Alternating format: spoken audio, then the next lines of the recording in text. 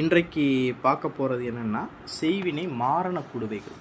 இந்த செய்வினை மாரண குடுவைகளை எதற்காக நம்ம பயன்படுத்துகிறோம் அப்படின்னா, இந்த எதிரிகள்னால தொடர்ந்து செய்வினை ஏவல் இந்த மாதிரி மாந்திரிக பிரச்சனை இருக்கக்கூடியவங்க இந்த செய்வினை மாரண குடுவையை கொண்டு போய் உங்கள் வீட்டில் வச்சு வணங்கணும் அப்படின்னா, இந்த செய்வினை ஏவல் பில்லி சூனியம்லாம் என்ன செஞ்சிடும்னா அந்த இடத்துல இருக்கக்கூடிய துஷ்ட விஷயங்கள் பூராமே மாரணமாயிடும். சரிங்களா? அந்த இடத்துல அழிஞ்சு போயிடும். சரிங்களா?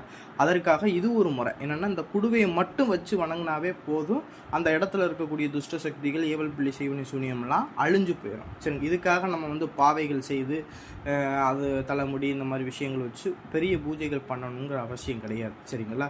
இதெல்லாம் ரொம்ப எளிமையாக செய்யக்கூடிய முறை. சரிங்களா? இந்த செய்வன மாரண குடுவை ஒன்றை மட்டும் வீட்டில் வச்சு நம்ம வணங்கிட்டு வந்தோம்னா, அந்த வீட்டில் சில பேர் வீட்டில் இந்த பூமியில் பெதாச்சு வச்சுருப்பாங்க செய்வினை தகடுகள். அதெல்லாம் என்ன செஞ்சிடும்னா அழிஞ்சு போயிடும். அந்த செய்வன மாரண குடுவையை வச்சு நம்ம வணங்கும் போது அங்கே இருக்கக்கூடிய செய்வினை தகடுகளுடைய சக்திகள் இழந்து அழிஞ்சு போயிடும். சரிங்களா? இதுக்கு தான் செய்வன மாரண குடுவைகள் பயன்படும். இந்த மாதிரி செய்வன மாரண குடுவைகள் வேணும் அப்படின்னா ஸ்க்ரீனில் கொடுத்துருக்கூடிய நம்பருக்கு தொடர்பு கொண்டு வாங்கிக்கலாம். நன்றி, வணக்கம்.